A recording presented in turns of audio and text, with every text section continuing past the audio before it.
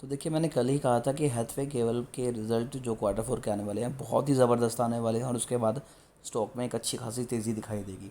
तो आपके लिए बाइंग करना काफ़ी ज़्यादा मुश्किल हो जाएगा। सेम वही चीज़ हुई, सुबह स्टॉक ने आते ही आपको तकरीबन 5% का जंप दिखाया, उसके बाद गिरावट हुई, लेकिन फिर भी स्टॉक अभी 5% के अराउंड ही ट्रेड करता हुआ नज़र आ रहा है। अब यहाँ पर दो तीन चीज़ें समझने वाली हैं कि यहाँ पर अभी क्वार्टर फोर के जो रिज़ल्ट है उसमें क्या क्या चेंजेस आए हैं, कितनी होल्डिंग बढ़ी है, कितना कंपनी की सेल्स बढ़ी है, कितना प्रॉफिट बढ़ा है। तो एक एक चीज़ को डिटेल में डिस्कस करेंगे।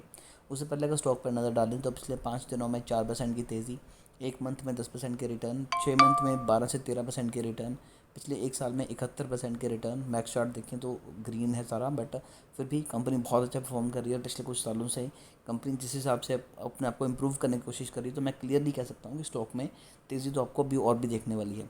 अभी यहाँ पर क्या हुआ था कि पिछली मार्च को कंपनी का जो टोटल सेल्स थी वो थी 460 करोड़ के अराउंड, और अभी वो है 493 करोड़ के अराउंड। पिछले क्वार्टर के मुकाबले सेल्स जो हैं वो कम हुई हैं, बट फिर भी कंपनी ने डिसेंट परफॉर्म किया है और कंपनी ने अपने एक्सपेंस भी उसी हिसाब से कम किए हैं। उसके बाद बात करते हैं ऑपरेटिंग प्रॉफिट की, तो वो 80 करोड़ है, लास्ट क्वार्टर में 82 करोड़ था। अदर इनकम की बात करें तो वो 46 करोड़ है, लेकिन लास्ट क्वार्टर में ये 39 करोड़ थी। तो यहाँ से भी कंपनी को एक एज जो है वो मिलेगा। नेट प्रॉफिट की बात करते हैं तो अगर अदर इनकम वगैरह को कैलकुलेट करें तो 35 करोड़ के अराउंड निकलती है, जो कि लास्ट क्वार्टर में 22 करोड़ थी। बेशक कंपनी की जो सेल्स हैं पिछले क्वार्टर के मुकाबले कम हुई, लेकिन कंपनी ने अपने एक्सपेंस भी कम किए, अदर इनकम से भी ज़्यादा पैसा कमाया, टैक्सेस में भी कंपनी ने पैसा बचाया, जिसकी वजह से ओवरऑल देखा जाए तो कंपनी को पिछले क्वार्टर के मुकाबले तकरीबन तकरीबन यहाँ पर 13 करोड़ ज़्यादा बचे हैं। अगर मैं ईयर ऑन ईयर बेसिस पे देखूँ तो ओवरऑल कंपनी की जो सेल्स हैं वो बड़ी हैं, क्योंकि पिछले साल कंपनी की अगर सेल्स की बात की जाए तो आप यहाँ पर देख सकते हैं वो थी 1860 करोड़ और अब है 1980 करोड़। उस हिसाब से कंपनी के एक्सपेंस काफ़ी ज़्यादा कम हुए हैं।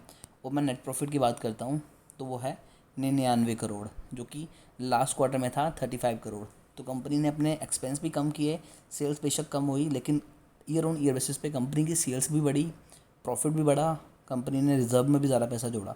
लेकिन यहाँ पर अगर लॉन्ग रन पे देखें तो कंपनी का जो कंपाउंड प्रॉफिट है ये भी नेगेटिव में है, और जो स्टॉक प्राइस CAGR है वो भी नेगेटिव में है।